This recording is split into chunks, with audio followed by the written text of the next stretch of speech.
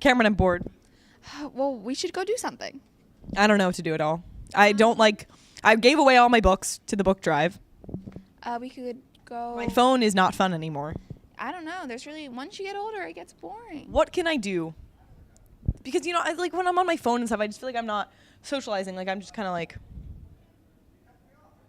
ignoring everyone around me. Oh, okay. So what could I do with electronics that would bring me around other people? Maybe like some sort of club with electronics? I have an idea. AV club. Oh, well, we have that here. Oh. Well, should I join? Well, it sounds like it's exactly what you're looking for. Do people, do video games and use technology but socialize at the same time? Yeah, that's the whole point of AV Club. Is that even possible? Yes.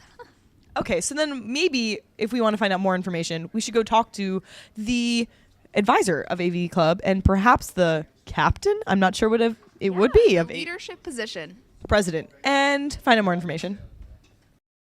Hi, I'm Mike Berkowitz, and today I'm talking to the AV Club. And so, first question, what are video games? Well, first off, Mike, thanks for having us back. It's always a pleasure to be here. Where are Wayne and Garth? I feel it's Wayne's World here? No? No way? No way. Way! No. Okay, you have no idea what I'm talking about. I know what Wayne's World Okay. is. Yeah. Excellent. Okay. So, thanks for having us on the show again.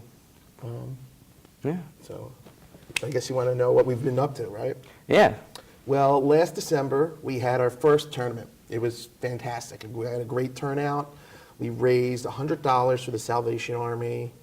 We got a really nice thank you note from them, and it was just a great cause, lots of fun, and I'm looking forward to our next tournament. So, what did you do? We had a Super Smash Brothers tournament. That was great. We got to reserve the Audion, so we had it on the huge screen, which was great. I was fortunate when I was younger to hook up a video game system like Sega Genesis. That dates me.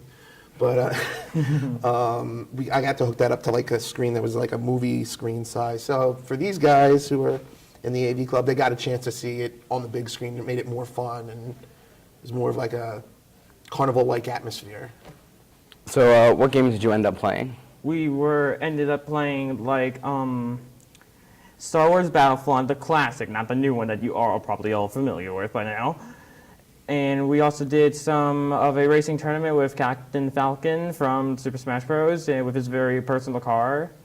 And then we were going to do some X-Men, but we decided not to do that because more people wanted the Battlefront. And we were also testing out Street Fighter X for just one fun day, in our free time.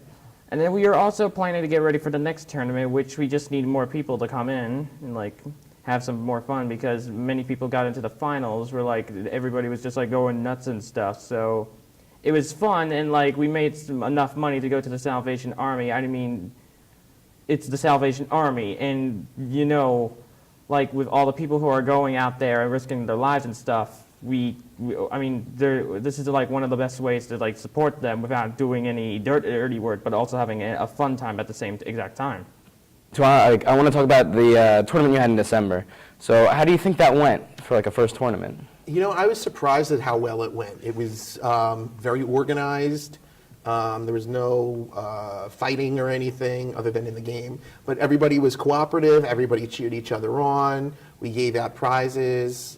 People won some comic books, posters. Some extra games like Skyrim. I still can't believe you gave them the Elder Scrolls. Well, we got to give away good prizes. I mean, it's... I know, but the Elder Scrolls. It's so, good guy. All right, yeah. So, what game did you actually end up playing for the first tournament? It was the Super Smash Bros. Brawl, one of the later ones for the Wii, and we had all kind, and it was a tag team, basically 2 against 2.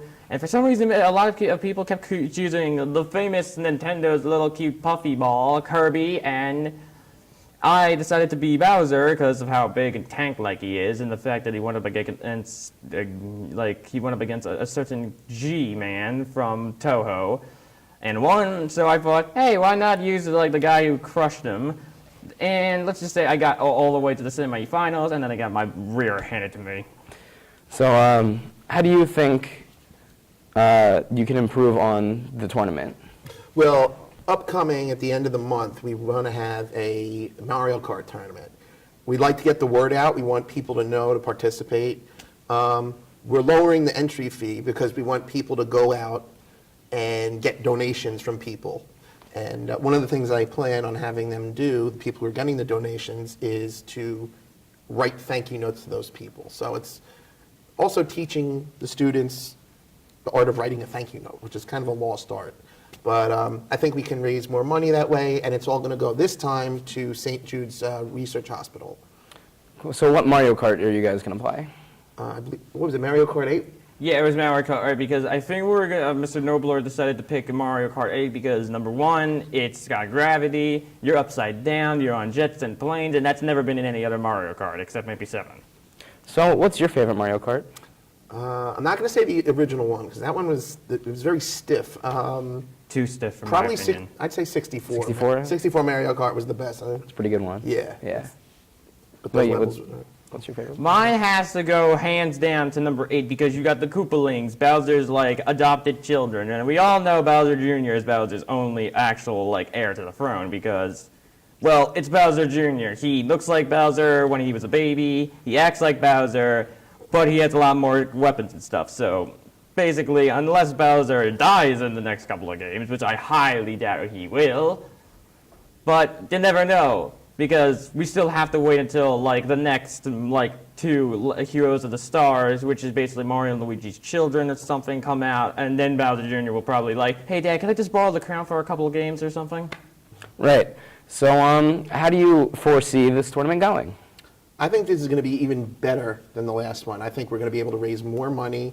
It's for just as good a cause. It's for St. Jude's Hospital has cured more diseases out of research. They don't take a penny from any patient. Everyone is allowed to come and get treated, which is one of the things that I love about the hospital.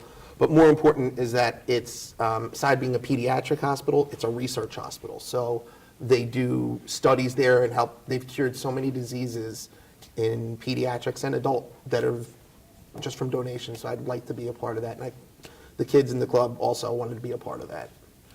So how much of, like, you said there's entry fees, how much of that actually goes to St. Jude's? 100%. 100%? We don't take any money for our club. Everything goes all to the charity. So all the donations that we take, the entry fees from us who play, and then anything that anybody wants to donate, every 100% goes to the charity.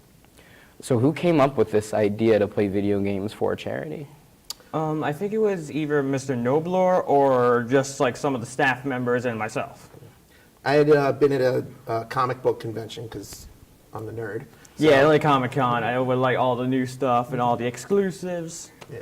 And there was a guy who had something that was very similar to what I was doing, and it was for CHOP instead of St. Jude's. But we had missed the deadline, so when I had pitched the idea of having an AV club and we would play video games for charity, that's where I wanted to take that model and do it. And I figured, even though we're not doing through that organization, as long as we're raising money for a good cause and having fun at the same time, it's a win-win.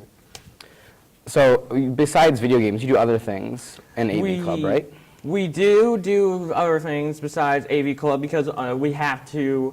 Well, I'm not going to say that they're like some of the other kids because some of the other video game clubs think it's unfair, which I do not agree with them, that we have Anime Club. And everybody likes a good amount of like Japanese animation, like Pokemon, Digimon, some of that Yu-Gi-Oh, all that good stuff once in a while. But we have them 3 days for the week and then the month, and then we finally get to the video game, which we have the 2 tournament days, like the beginnings, the elimination, then the semi, and then we get to the finals, and then we get to the second part, which is anybody who lost gets a chance for redemption and revenge when they're brought back or revived. And then we get to the final 2, or like the final 4 or something. And then whoever wins just crown a champion for that tournament. And then the next day we just have free time where we just go all out and like play, all bets are off. It's a free for all. All right. So, who is your favorite video game character, like in general? In general? Yeah. For me, I'd probably say Link. Link? Why? Link, because I love Legend of Zelda, and I think that Link he's a hero, he's an underdog, and Wait, didn't he go up against Mario in one of the Super Smash Bros. Games when he accidentally like knocked Princess Zelda out? Because I could have swore that was a cutscene. I'm talking about back in the day when Nintendo first became a console, like in the '80s. But the original Legend of Zelda, he's a little nobody, and he goes to save the Hyrule and rescue the princess. So Right. it's Well, just isn't it just me, or does Link sound like a little bit of another one of the big guys you have to go rescue the girl from the big baddie? Something like Bowser would, and like, wait, who is that guy like from that main villain, like Ganondorf from the series? Okay.